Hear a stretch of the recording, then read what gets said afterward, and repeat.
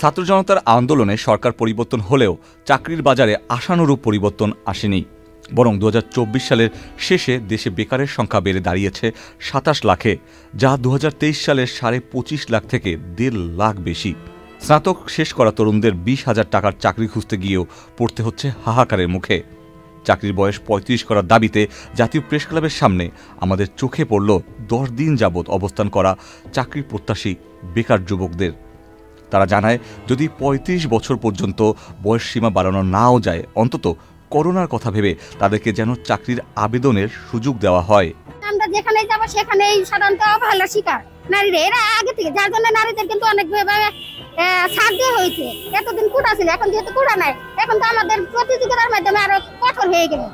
তাহলে আমাদের তো এখন আরো অবহেলার শিকার বেশি হবে, যেহেতু আমরা চাকরি করবো না।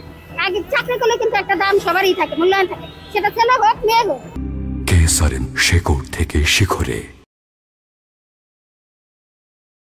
সরকার প্রজ্ঞাপন দিল 32-এর, কিন্তু আমরা যারা আন্দোলনরত ছিলাম কোভিডের সময়, আমরা যারা প্রকৃত ক্ষতিগ্রস্ত তারা, তখন প্রজ্ঞাপন দেওয়ার পর আমাদের বয়স এখন 32+। তো আমরা যেহেতু কোভিডের সময় আমাদের বয়স 27 ছিল, কোভিড শেষ হলো আমাদের বয়স তখন 30, আমরা আন্দোলন করতে করতে 2 বছর চলে গেল, 24-এ এসে আমাদের বয়স 32+।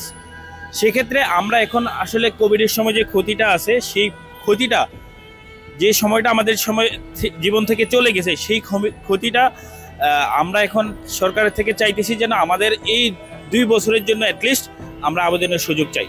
সরকার যতদিন পর্যন্ত না আমাদের আবেদনের সুযোগ দিবে, এই আমাদের অবস্থান চলতে থাকবে। তবে তাদের এই আন্দোলনে সরকার, রাজনৈতিক দলগুলো এবং জনগণের প্রতিক্রিয়া দেখে তারা হতাশ। কোনো ভালো দিক আমরা পাই নাই, কেউ আইসা আমাদের সাথে যোগাযোগ করতেছে না। আমরা বিভিন্ন জায়গায় স্মারকলিপি দিতেছি, বিভিন্ন পত্রিকা অফিসে যাচ্ছি, এনসিপি অফিসে যাচ্ছি, কেউ কোনো সারা শব্দ নেই, যেটা নিয়ে যে কথা বলবে কোনো কিছু নাই। কি জন্য যখন 32 দেওয়া হইলো, আমরা কিন্তু তার সুফল পাই নাই। সুফল পাইছে কারা? যাদের বয়স 29। করোনাকালীন মহামারীতে আমাদের 3টা বছর অতিবাহিত হয়ে গেছে। সেই 3 বছর আমরা সুযোগ চাচ্ছি, যে আমরা আবেদনের সুযোগটা অন্তত 3 বছর চাই। Ikhtiyar Ferdous, channel I.